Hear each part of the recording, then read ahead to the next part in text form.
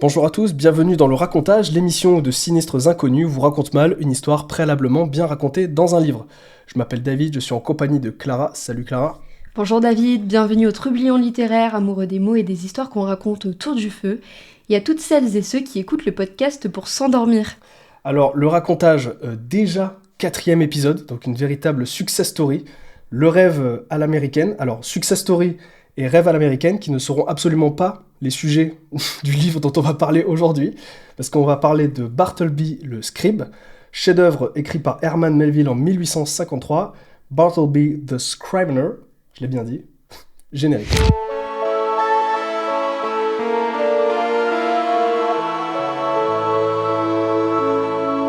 Alors, avant de commencer, je vais déjà dire ce qu'on dit généralement en fin de podcast, mais en tout cas, si cette émission vous plaît, n'hésitez pas à vous abonner et à mettre une petite note. Voilà, ça fait toujours plaisir. On peut se lancer. Donc, Clara, parle-moi un petit peu de Melville et puis surtout, qu'est-ce que tu as pensé de cette nouvelle ? Ok. Donc, il naît à New York où il meurt en 1891. C'est une figure emblématique de la littérature américaine. Pour le dire en peu de mots, c'est un générateur de chefs-d'œuvre. Point important, il n'a jamais connu le succès. Au contraire, il s'est toujours heurté au mépris de ses pairs pour son travail. Moby Dick ne se vend presque pas, les critiques dédaignent ses écrits. C'est donc la désillusion totale pour Melville qui sent pourtant croître en lui l'ambition littéraire. Il se tourne vers la poésie, écrit pour lui afin de ne plus se heurter à pareille hostilité. Sa carrière publique, si tant est qu'elle ait un jour véritablement existé, prend fin. C'est à titre posthume donc que son œuvre est mise sur le devant de la scène et qu'elle reçoit enfin les louanges qu'elle mérite. Maintenant, c'est vrai que c'est un nom qui nous est familier, on a lu ou entendu parler de Moby Dick, cet énorme roman pavé, emblème du romantisme américain, dont le récit d'une traque métaphorique aux consonances bibliques est ponctué de chapitres dans lesquels Melville décrit longuement la chasse à la baleine. Sauf que, aujourd'hui, il n'est pas question d'Ismaël montant à bord du Pequod, mais de Bartleby le Scribe. Du coup, c'est une nouvelle éponyme parue, comme tu le disais, en 1853. Si ce nom ne vous dit rien, peut-être connaissez-vous mieux son abnégation qui tient en une phrase, devenue en emblème « I would prefer not to », ou pour nos lecteurs et lectrices francophones, « J'aimerais mieux pas » selon les traductions. Si le sujet de la nouvelle est prosaïque, son traitement est déroutant, car vous allez voir qu'il s'agit d'un texte absurde, captivant, souvent drôle, mais surtout déconcertant. C'est vrai que Melville, on aime ou on n'aime pas. J'avais commencé par Bartleby lorsque j'étais jeune, il ne m'en restait que très peu de souvenirs, et puis j'ai lu évidemment ce monstre de la littérature qui est Moby Dick, que j'avais adoré. Voilà, je te rejoins, c'est vrai que bon, j'ai un peu spoilé mon avis au tout début de la vidéo, mais pour moi, Bartleby est un pur chef-d'œuvre de la littérature. On va le voir, hein, je trouve que c'est un livre qui, autant sur la forme que sur le fond, est juste brillant. Genre, c'est vraiment ouf. En revenant sur ce que tu as dit sur Melville, sur sa carrière, il faut savoir que moi, je connaissais aussi un peu la vie de l'auteur, tout ça, ses échecs, tout ça, mais je m'étais jamais attardé sur les dates. Et j'avoue que j'ai été, alors excusez-moi du terme, comme disent les Jones, j'ai été choc-barre de baiser quand j'ai vu qu'il avait écrit Moby Dick à 32 ans. 32 ans, c'est-à-dire qu'en fait, il a quasiment mon âge, le mec, et il a écrit Moby Dick. Enfin, je veux dire, moi, ça me tue. Et Bartleby, il l'a écrit à 36, je crois. Enfin, ça me paraît tellement jeune pour écrire des trucs aussi dingues. Et ça veut dire aussi que pendant sa vingtaine, il a écrit des chefs-d'œuvre, hein, comme la Vareuse Blanche, Redburn, tout ça, pendant que moi, dans ma vingtaine, peut-être que je jouais à Mario Kart Double Dash sur GameCube. Bon, chacun sa truc. En tout cas, Bartleby, c'est vraiment une œuvre qui est dingue. Là, j'aimerais reprendre juste le terme d'une critique que j'avais lue au sujet d'un autre livre, hein, qui n'a rien à voir, et qui disait, au sujet de ce livre en question, « This book is bottomless ». Ce livre est sans fond. Et je trouve qu'on peut prendre cet adjectif et l'utiliser pour Bartleby. Aussi courte soit cette nouvelle, elle est vraiment sans fond. Je trouve qu'on peut la relire et trouver de nouvelles analyses. Enfin, genre, c'est vraiment une œuvre infinie. Et juste waouh, juste waouh. Bon, on va commencer le racontage tranquillement. À toi l'honneur, plante-nous le décor. Ok, let's go. L'histoire commence dans un bureau de clerc à Wall Street. Le narrateur est un ancien notaire qui, ayant atteint un âge avancé, souhaite écrire sur ceux que la plume ordinairement dédaigne, c'est-à-dire les copistes d'actes juridiques, en précisant que parmi la multitude de clercs qu'il a pu rencontrer, il y en a un qui, à cause de sa bizarrerie, mérite toute son attention, et c'est son histoire, du moins leur rencontre qu'il veut raconter. Ce copiste, dont il avoue ne savoir en vrai que peu de choses, c'est Bartleby. Un personnage énigmatique et introverti. Dès le début, le narrateur se présente comme un homme de prudence et de méthode, dénué de fougue et d'ambition, à la vie commode, replète. Son bureau est efficace, ses clercs le sont tout autant, avec toutefois pour chacun des traces de leur singularité. Il présente au départ, du coup, son étude, comme tu dis, et son personnel. Alors déjà, l'étude, elle a un truc déjà très glauque quand même. D'un côté, il a la vue sur un mur dans un puits intérieur, et de l'autre côté, l'autre fenêtre mène sur un mur de briques. Donc déjà, il y a quelque chose d'un petit peu sombre, elle est un peu déprimante, cette étude. Et comme tu dis, il travaille avec des clercs de notaire qui ont chacun des personnalités un peu zenzino. Donc il y a Dindon, premier, Dindon. En fait, j'ai pas regardé les noms en anglais. Comment est-ce que c'est Turkey, ce machin? C'est Turkey, et l'autre c'est Ginger... Non, mais il y a aussi Pince Coupante, Ouais, Cutter, non, ça commence par un N, il me semble. Ok, d'accord. Je sais plus, je vais regarder. Du coup, il y a Dindon. Donc Dindon, c'est un mec qui bosse bien. Il a un peu des problèmes de boisson, tout ça. Il bosse très bien le matin, mais il est brouillon l'après-midi. Un autre collègue qui s'appelle Pince Coupante. Comment il s'appelle? Pardon. Nippers, donc Pince Coupante, qui lui, c'est un mec très ambitieux, mais c'est un boucan. Il s'agace très vite le matin, mais il bosse bien l'après-midi. Voilà. Et il y a Biscuit au gingembre, donc voilà, le surnom, qui est un petit de 12 ans qui est là et qui fait des petites tâches, quoi. Ouais. Les deux caractères sont inverses, et donc ils s'harmonisent. Et donc là, je cite, « Quand Pince Coupante était en crise, le dindon ne l'était pas et vice-versa. C'était en l'occurrence un arrangement acceptable qui s'était fait tout naturellement. » Moi, je trouve intéressant, comme tu dis, les deux se complètent, mais la nouvelle est très courte, et pourtant, le narrateur va prendre le temps de vraiment développer ces personnages qui sont quand même très secondaires. Et moi, comment je l'ai interprété, ça, c'est que pour lui, à ce moment-là de sa vie, il est au max de la bizarrerie avec ces deux gars. Tu sais, il est en mode, c'est vraiment super chelou, mais du coup, il est pas au bout de ses surprises, parce que là, il y a quelque chose qui va lui arriver dans la gueule, et c'est quand même assez étonnant. Et donc, en fait, ce narrateur a un accroissement de son activité, et il va décider de recruter quelqu'un. Et donc, un jour, je cite, « Il se présenta un matin, un jeune homme, immobile, sur le seuil de mon étude. »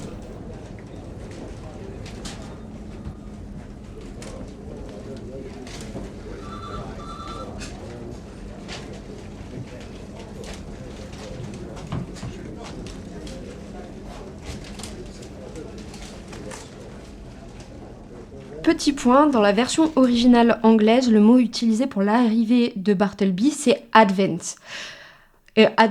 Advent, c'est pas n'importe quel verbe, puisqu'il n'est utilisé que lors de la venue de quelqu'un d'important ou d'un événement notable. Petit jeu de mots. Il souligne le caractère particulier de l'arrivée et en insistant sur l'importance du personnage qui se présente.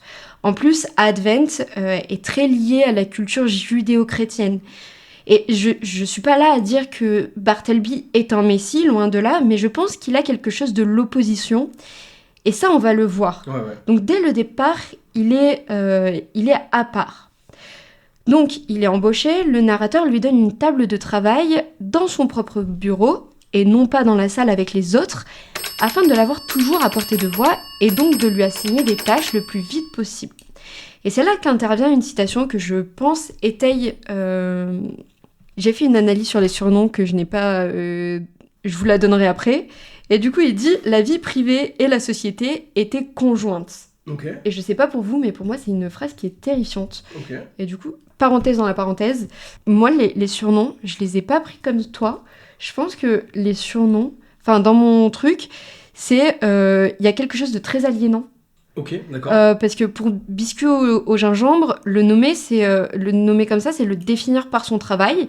Et du coup, son identité propre disparaît derrière sa fonction de travailleur. C'est bien. Et du coup, ça va avoir une résonance dans la nouvelle. Et pour Dindon et Pince Coupante, c'est ni lié à la physionomie, ni au travail. Mais je pense que c'est une manière de les rendre mémorables. Ou, si on va plus loin, c'est une manière d'altérer encore une fois l'identité au profit de la projection que se font les autres. Et c'est peut-être capillotracté, mais ils se sont donné les noms les uns les autres. Et du coup, moi je pense que ça fait écho au capitalisme naissant. Et du coup, Dans cet esprit, ils deviennent des êtres travailleurs sans nom et sans ouais, identité. ok. Sinon, ce qu'on fait d'eux, en fait. D'accord. Voilà. Bah, alors moi, pour le coup, je m'étais pas du tout attardé sur ça, effectivement. C'est vrai, genre, ils sont devenus des hommes fonction, un peu biscuit au gingembre, pardon. C'est vraiment ça. C'est vrai que c'est un boy fonction, quoi. Genre en mode, il est appelé uniquement par sa fonction il amène des petits gâteaux, il fait des trucs. C'est bien vu. D'ailleurs, le récit n'en parle pas plus que ça. C'est vrai, en fait. C'est juste une petite news comme ça. Bah, ils ont pas de prénom, ils ont des surnoms. C'est ça. Mais Bartleby, d'ailleurs, c'est son nom et c'est pas son prénom. Oui. C'est ça aussi Oui, qui est étrange. Tu vois, l'identité, elle passe par les prénoms et regarde le narrateur, n'est pas nommé non plus. Jamais nommé, effectivement. Oui, le narrateur, il est jamais nommé.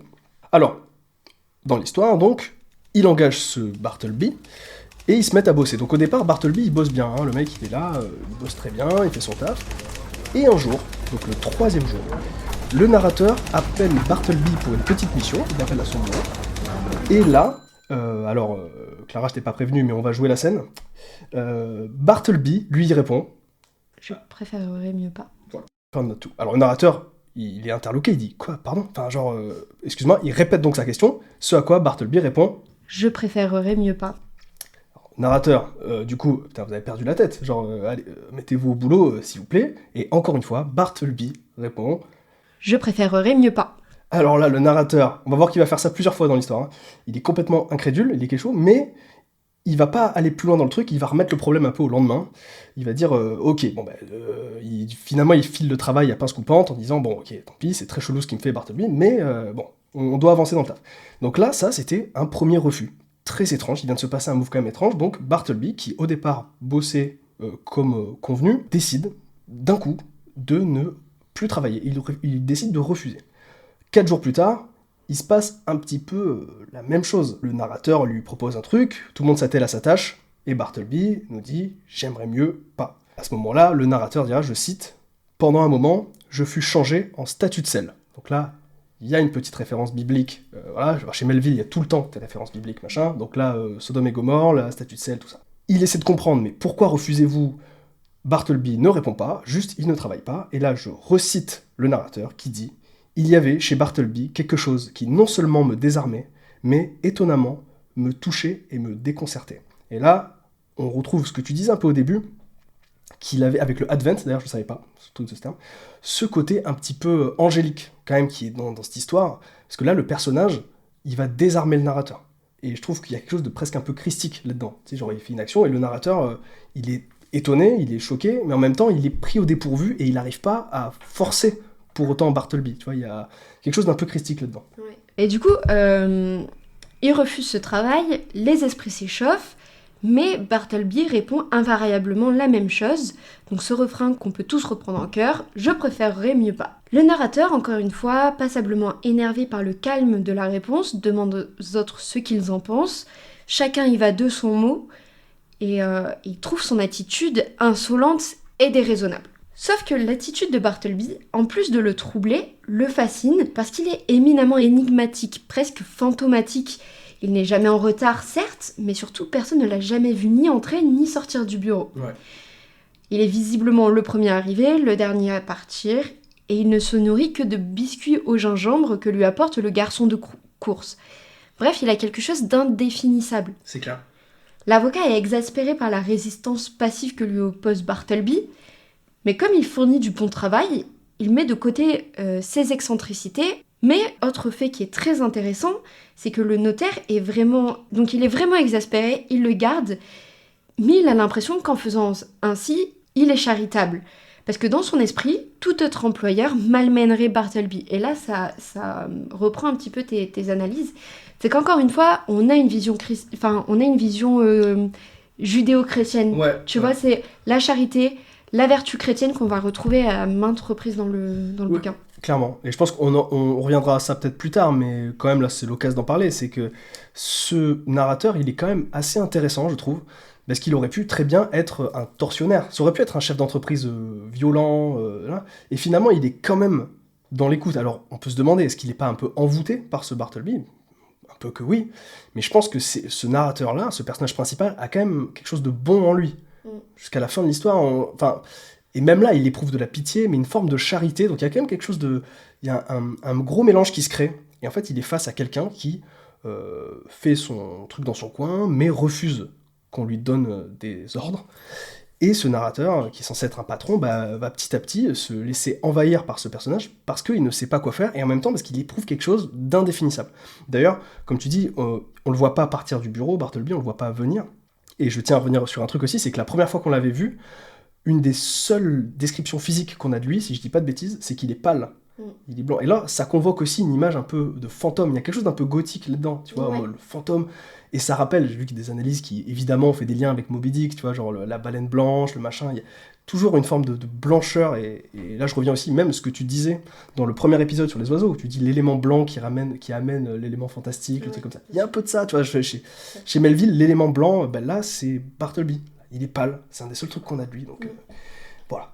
Donc, plusieurs jours plus tard, Bartleby refuse de plus en plus de choses. Alors là, le narrateur commence à s'énerver et dit « Mais pétard, mais pourquoi vous obstinez-vous » Comme tu disais, les esprits s'échauffent un peu dans le bureau. Alors Dindon, il veut lui casser la gueule. Rappelons-nous que ça se passe l'après-midi, ce moment-là, et que Dindon, l'après-midi, il est énervé. Donc pince coupante, essaye de tempérer un petit peu. Totalement. Le narrateur, le personnage principal va calmer tout le monde en mode « Ok, il va tenter un autre truc. » Il va demander à Bartleby d'amener quelque chose à la poste. Donc c'est une mission de plus en plus simple. Bon, certes, ça demande un déplacement physique, mais c'est même plus un vrai truc compliqué, quoi. Il dit juste « Pouvez-vous amener ça ?» Et Bartleby répond « Je préférerais mieux pas. » Il est de plus en plus sûr de lui dans son truc. Le narrateur va s'asseoir à son bureau, mais il commence à s'énerver. Alors là, il appelle Bartleby, il l'appelle 3 fois, et je note, tel un fantôme, en accord avec les lois des invocations magiques, au 3e appel, il parut. Donc là, il y a encore une idée de fantôme gothique. Et là, il dit, Bartleby, faites ça maintenant. Il hausse le ton, Bartleby refuse. Et le narrateur, il va un peu rage quit ce truc, il va dire, bon, ok, on verra plus tard. Voilà. Encore une fois, il met le truc sous le tapis, et il verra le problème plus tard.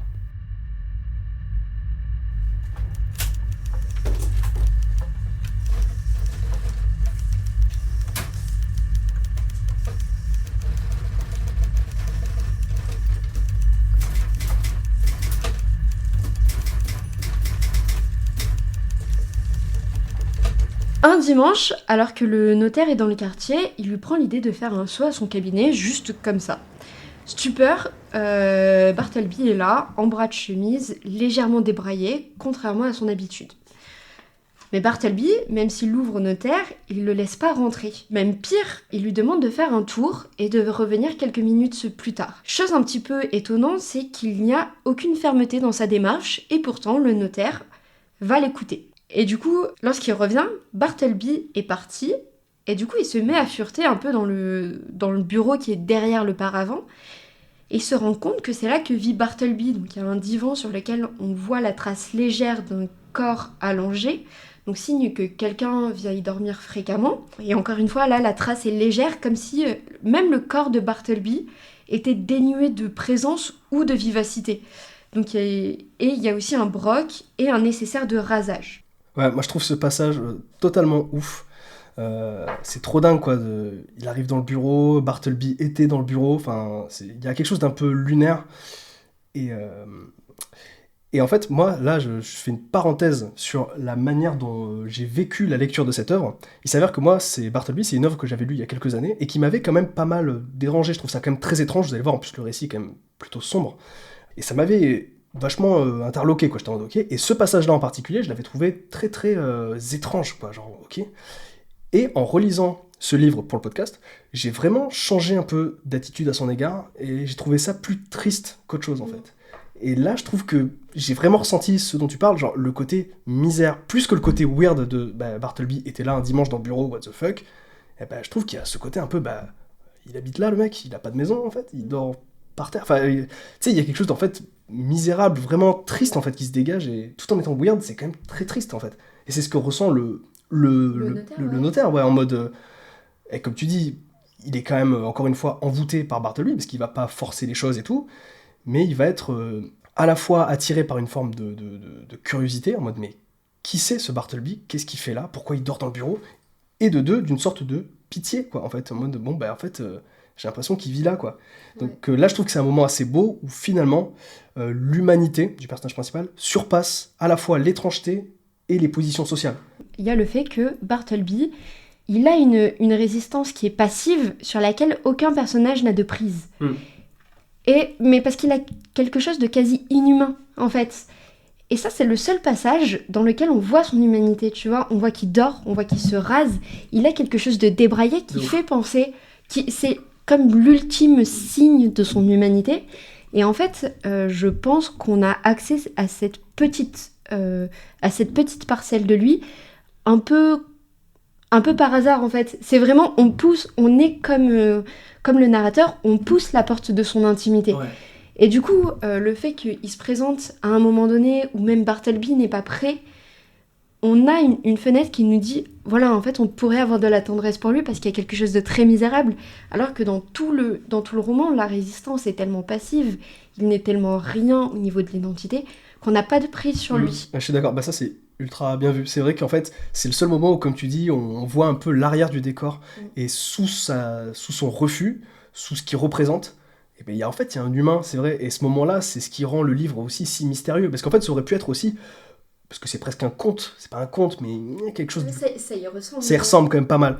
Et je trouve que dans un conte, peut-être qu'on aurait eu quelque chose de plus frontal, en mode Bartleby serait resté le concept du refus jusqu'à la fin. Et là, je trouve qu'il y a des petits moments où Melville, il t'amène derrière le décor, tu vois, et là, ce personnage qui représentait un concept, tu vois que c'est pas qu'un concept, c'est quelqu'un. Et du coup, ça rend l'œuvre assez mystérieuse, encore plus, je trouve, tu vois, en mode... ok, j'ai envie de savoir qui c'est en fait Bartleby, qui ce gars quoi. Mais je trouve que ça sert aussi bien l'analyse, enfin je sais pas ce que toi tu en as pensé, mais moi je pense que c'est aussi une critique du matérialisme américain et de la montée du capitalisme, et du coup on a quelque chose de très contemplatif parce qu'on voit cette montée-là, parce qu'on est quelque part le narrateur, et c'est facilité par le fait que le narrateur n'ait pas d'identité propre, tu vois, il n'a pas de nom, donc c'est très facile.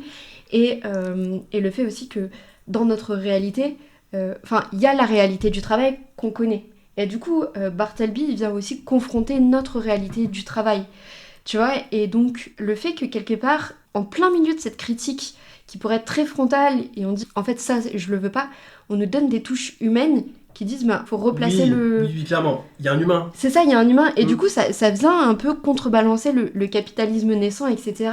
Et on te dit, ok, t'es contre ce personnage-là parce qu'il vient contre une idée de rentabilité, etc. Et en fait, tu ouvres la porte et tu fais irruption dans son intimité et tu découvres le côté charnel d'un concept. Clairement. C'est ça qui est ouf. Ouais, c'est très très bien vu, c'est ça. Tu vois le corps, le sang, les veines d'un concept. C'est ça, parce que t'es ultra dérouté, mais pourquoi t'es dérouté en soi? Parce qu'il est juste en train de refuser, mais c'est parce que ça renvoie aussi à notre propre question de rentabilité. Exactement. À chaque fois t'es dans l'urgence, le notaire il est là, il est pressé, il est vraiment, il faut faire ça parce que ça c'est important, parce que j'ai de gros clients, etc. Et du coup, non, ok, bon, très bien, ce sera fait par quelqu'un d'autre, t'es quasiment t'as un surnom, et du coup, nous, ça nous bouleverse, ça bouleverse ce qu'on connaît, et finalement, c'est juste quelqu'un d'autre, quoi. Ouais. Je trouve que ça remet aussi en perspective, et c'est ce qui fait que c'est un peu un tournant dans le reste, ce qui va devenir vraiment de plus en plus conceptuel. C'est exactement ça, et comme tu dis, nous, à travers les yeux de ce notaire, on fouille le bureau, comme tu dis, on voit le canapé, le machin, il va même fouiller dans le bureau de Bartleby, il va trouver des petites économies, là il prend conscience clairement de la pauvreté, de la tristesse de Bartleby, quoi. Je cite, « C'était son âme qui souffrait, et son âme était hors d'atteinte ». Donc là, il a conscience qu'en fait, il a face à lui quelqu'un de réel qui souffre, mais en même temps qui est insondable, genre qui est vraiment un mur. Donc, ce personnage principal va finir par avoir une petite résolution, il va lui dire, ok, demain, je le questionne sur sa vie, je vais essayer d'en savoir plus, je vais me poser, et si c'est non, je le vire, avec un petit $20, voilà. Donc le lendemain arrive, le narrateur tente de parler avec Bartleby, avec les meilleures intentions du monde, mais évidemment, Bartleby... J'aimerais mieux pas. Et là, le narrateur, il n'arrive pas à le virer. Il y a une sorte de superstition qui fait battre son cœur, ça c'est une citation aussi. Donc il tente une approche encore plus amicale, et là il se prend encore un... J'aimerais mieux pas. Alors pince coupante, il ouvre sa gueule en mode « Ah là, c'est inadmissible et tout », et le narrateur va dire... On est le matin. On est le matin, c'est vrai. Et le narrateur dit, je cite, « J'aimerais mieux que vous vous retiriez ». Donc là j'aime bien, je trouve qu'il y a ce côté comme si la fièvre Bartleby, elle contamine un peu tous les personnages là, et le narrateur, malgré lui, il commence à avoir la même tournure de phrase. Et constatant ça, constatant que lui-même il se Bartlebys un petit peu, le narrateur, il se dit ok, demain je le vire. Ok, cette fois c'est sûr, c'est demain je le vire.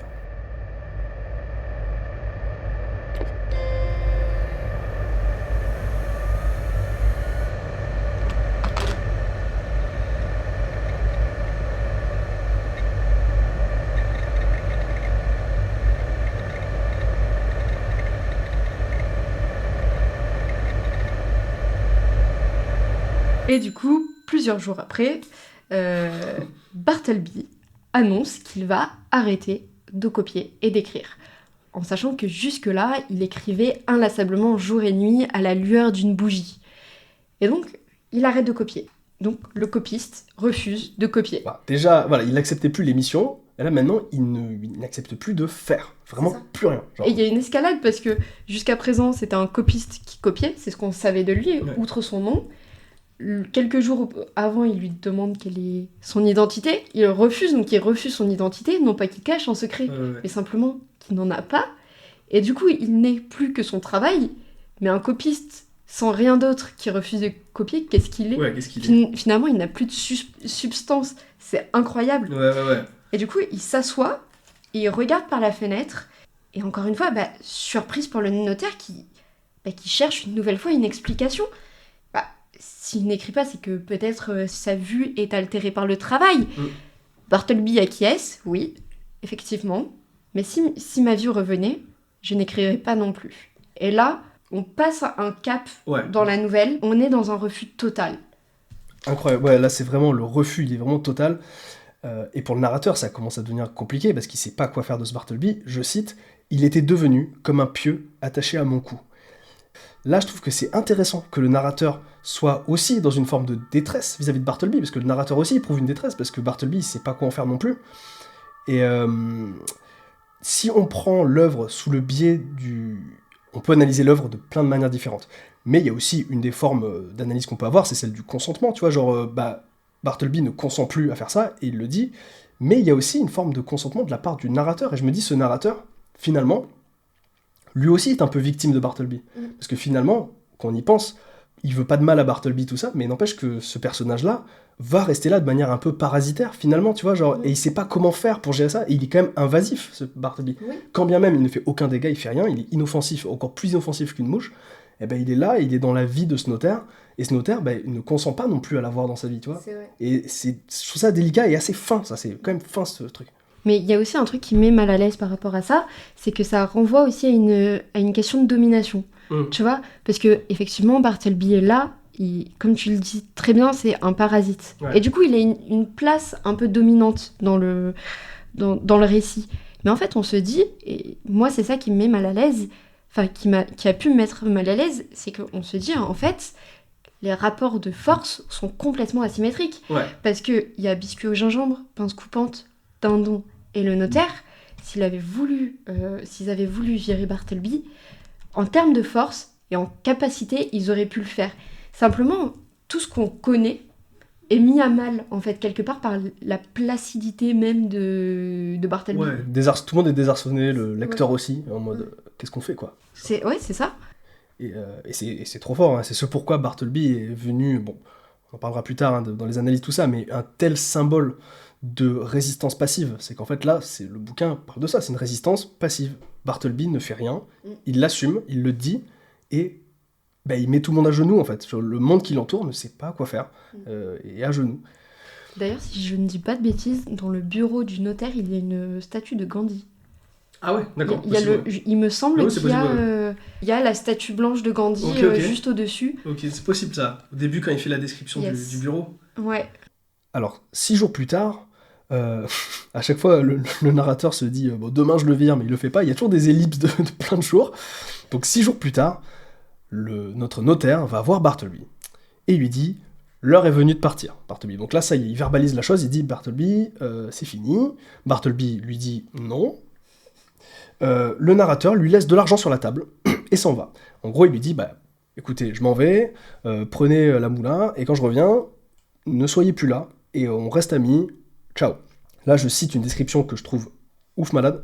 Il dit Telle la dernière colonne d'un temple ruiné, il demeura muet et solitaire au milieu de la pièce, par ailleurs déserte.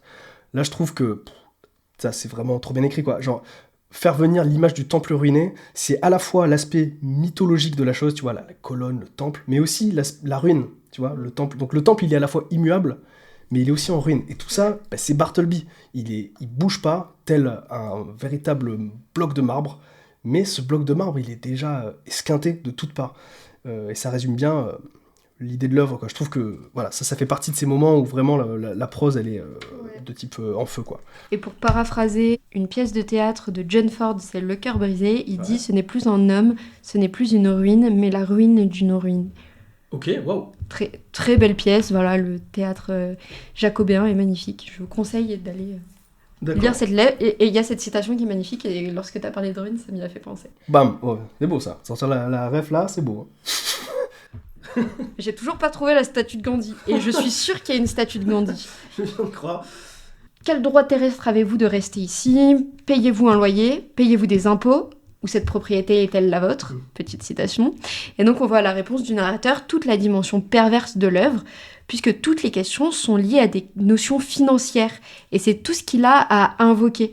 Mais Bartleby étant Bartleby, il reste sourd à tout ça, et ce n'est même pas de l'insolence. C'est ça qui est magnifique. Ouais. Oui, c'est clair. Pendant tous ces jours, Bartleby, du coup, il reste là. Le narrateur n'arrive pas à s'en sortir. Et puis, petit à petit, bon, il avait déjà commencé à le faire, hein, mais le narrateur va vraiment commencer à accepter Bartleby. Une forme d'acceptation. Et là, on voit le côté, encore une fois, un peu pieux qu'il pourrait y avoir chez ce personnage qui, en fait, va choisir de... Ok, chill out. Encore une fois, je cite. Oui, Bartleby, restez ici, derrière votre paravent.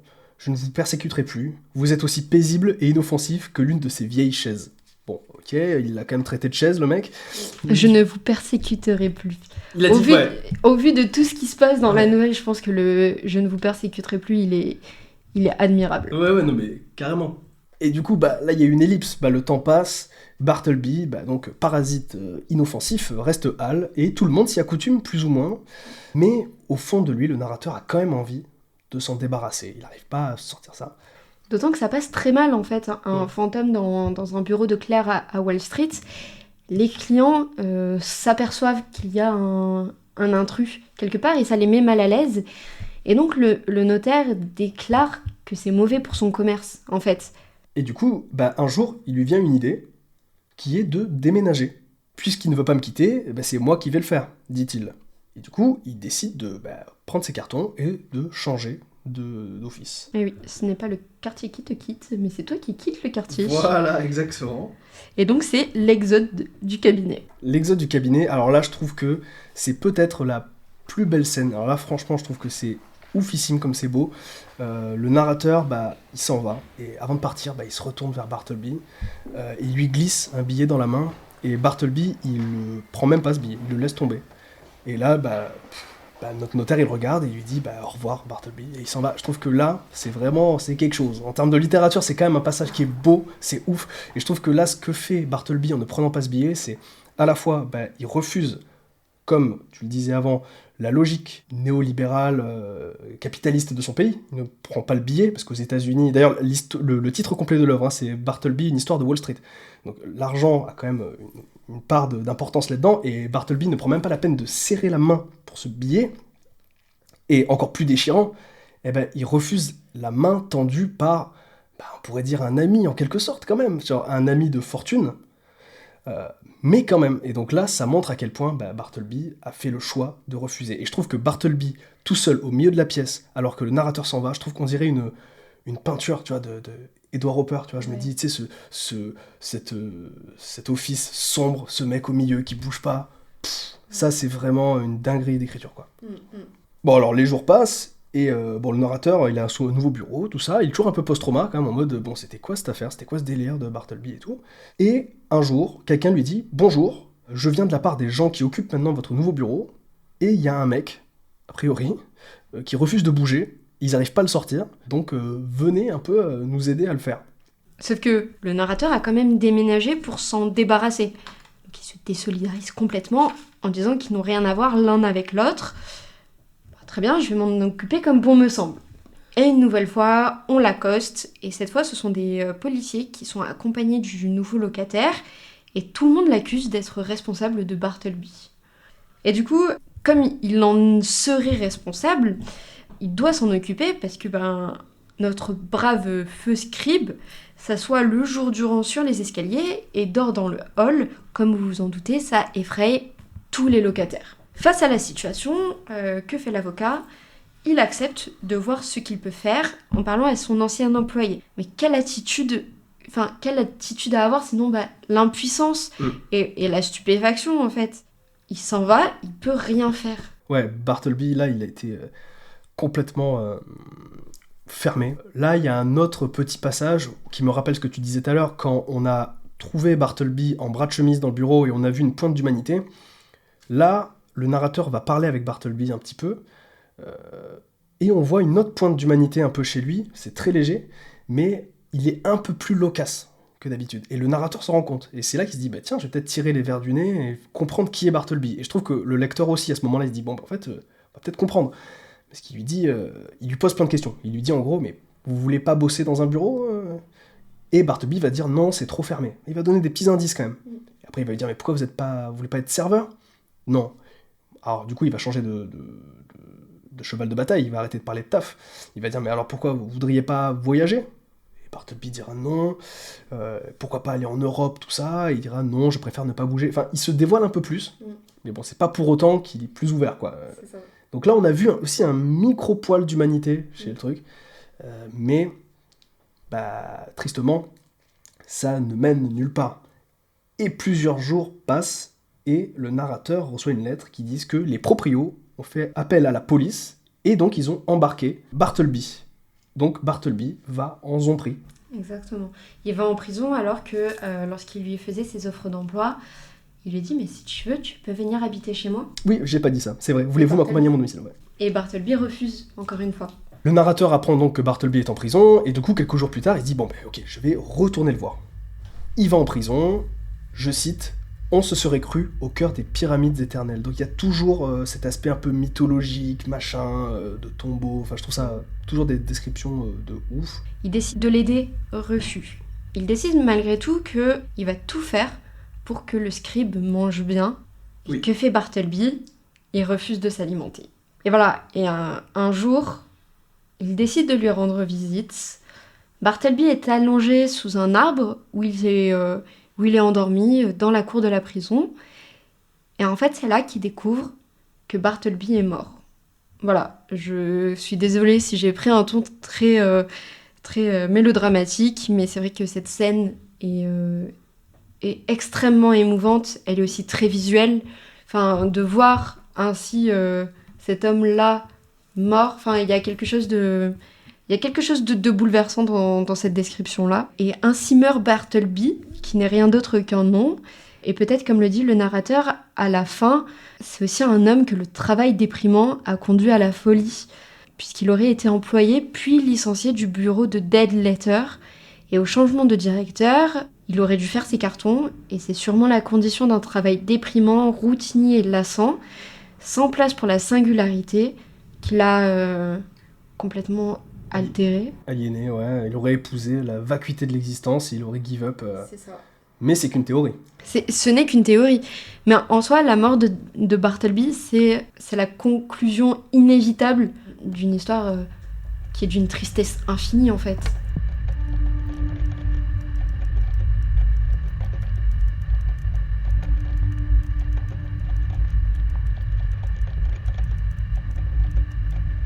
Donc il faut savoir que cette œuvre, du coup, aussi courte soit-elle, elle a depuis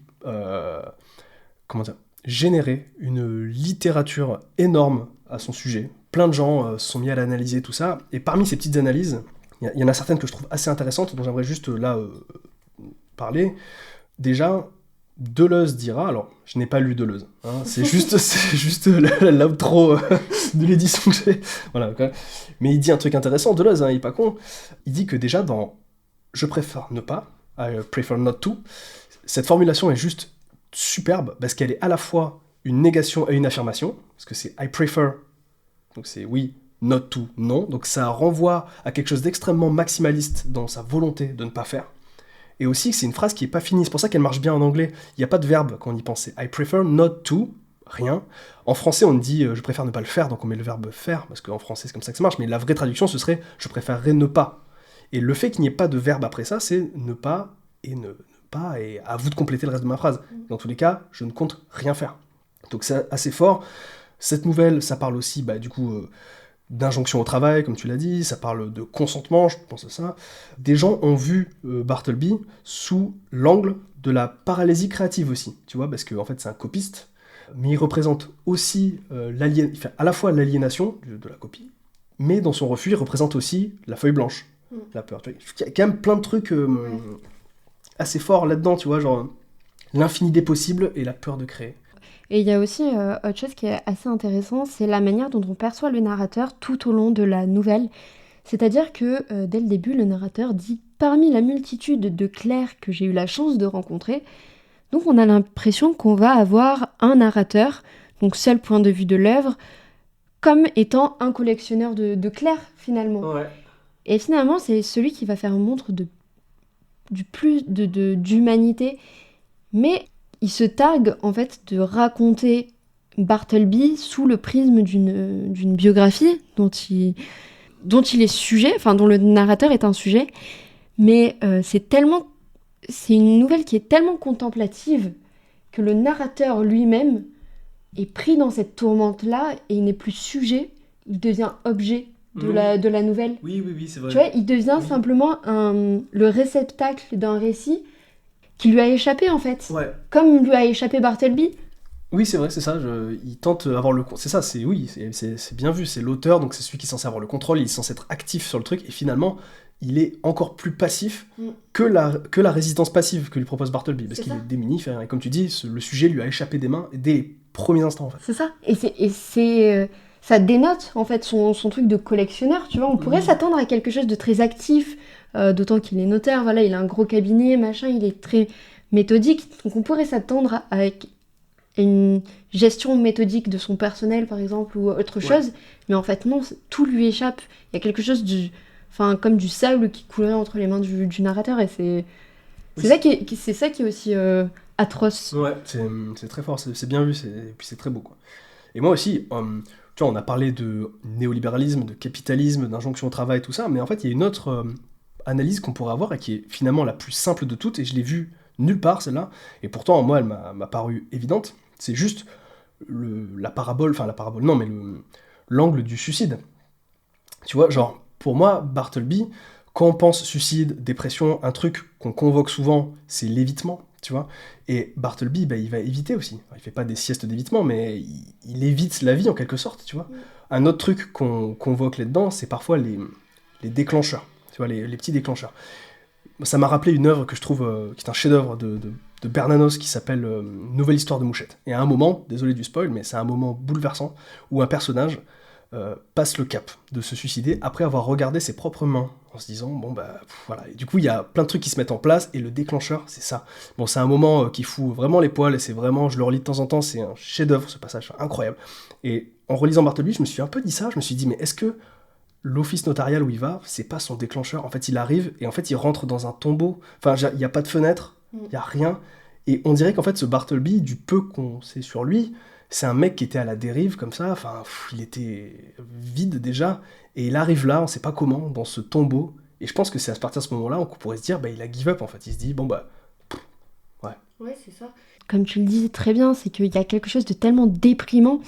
Et cette déprime, ça me fait aussi pas mal penser aux descriptions que fait Modiano dans ses bouquins, où il parle toujours de ces zones neutres, de ces zones qu'on retrouve partout et qui n'ont finalement aucune identité, aucune vie, comme si c'était tellement aseptisé que la vie même ne pouvait plus se développer. Tu vois, et moi ça me fait penser à ça, à ce truc très, très froid, très... Ouais, effectivement, c'est un des déclencheurs de... Clairement, c'est bien vu. C'est ça, ce côté un peu, un monde mort, un wasteland du monde du travail. Tu vois, ce bureau, ce bureau notarial, c'est presque du post-apo, quoi. Il n'y a pas de vie là-dedans, en fait. Et Bartleby y arrive et il se dit... Et au-delà de ça, il y a quand même quelque chose de beau, quelque chose de très beau chez Bartleby. C'est juste qu'en fait, c'est à lui seul une sorte... peut-être pas, comme tu disais, c'est pas forcément un messie, c'est plus un martyr. Ouais, il y a un côté quelque chose comme ça, mais du coup, il est martyr, messie, ange, je sais pas, ce que vous voulez, mais ce qu'il amène avec lui, c'est qu'en fait, parfois, dans la vie, non. Tu vois, genre, c'est genre juste non. Et c'est ça qui est beau avec le personnage, c'est qu'en fait, il va mourir pour ses idées, mais ses idées, c'est de dire, nique. Ouais, non, mais Parfois, c'est vrai. non, genre. Et voilà, Ouais, et c'est c'est ça vrai. qui est beau, quoi. Ouais. Non, je suis tout à fait d'accord. Et je pense qu'on ne peut qu'avoir une lecture aussi biblique de cette œuvre-là. Mais 100%. Comme on l'a de toutes les œuvres de Melville, en fait. Ah ouais, 100%. Voilà. Moi, je n'ai plus rien à dire. Moi non plus. J'ai refermé mon porte-vue. Voilà. Ah tu sais quoi, regarde, je referme le mien. Bon, ambiance, hein, bon, évidemment, c'est peut-être pas l'épisode le plus joyeux qu'on enregistrera, mais c'est quand même une œuvre exceptionnelle. On le tourne sous la grisaille en plus. Ouais. C'est très Barthelbien. Ouais, là, c'est Barthelbien, c'est vraiment terrible, et au moins, on est dans le mood. En tout cas, ça m'a fait plaisir qu'on parle de ça, parce que c'est vraiment une œuvre que j'adore, et je pense que c'est ton cas aussi, on aime beaucoup cet auteur aussi, donc trop cool. Voilà, lisez Melville, lisez des choses, et puis si vous n'avez pas lu Bartleby, quand bien même vous vous êtes fait raconter l'histoire, n'hésitez pas à jeter un œil à ce truc, ça prend pas beaucoup de temps, c'est court, et c'est quand même une dinguerie littéraire. Ah oui, les passages sont magnifiques, vous ne perdrez pas une seule seconde de lecture. C'est... voilà. Après, les gens peuvent nous dire « I prefer not to » aussi. Ils ont le droit. Ce serait fantastique. Ils ont le droit de refuser. Ce serait magnifique. Voilà, je pense que ce serait le pompon sur la Garonne, comme dirait ma sœur. Le pompon sur la Garonne qui pourrait être dit aussi, genre, quand je demande si jamais vous aimez cette émission de mettre un petit like ou de vous abonner, vous pourriez aussi dire I prefer not to. Et vous avez le droit. Et nous applaudirions. De la même manière. Ouais. Bon, Clara, je te dis à bientôt pour un prochain racontage. On n'a pas encore décidé du prochain livre, mais ce sera cool, ce sera forcément cool. J'ai quelques idées. J'ai l'impression qu'il y a des idées dans le truc. En attendant, passez une bonne nuit. Si vous dormez, une bonne journée. Si vous êtes en journée. Un bon week-end, si vous êtes en week-end. Un bon embouteillage, si vous êtes dans les embouteillages. Je sais pas, on tente tout, en tout cas. Les possibilités sont infinies. Sont infinies. Je vous fais des bisous. Bisous.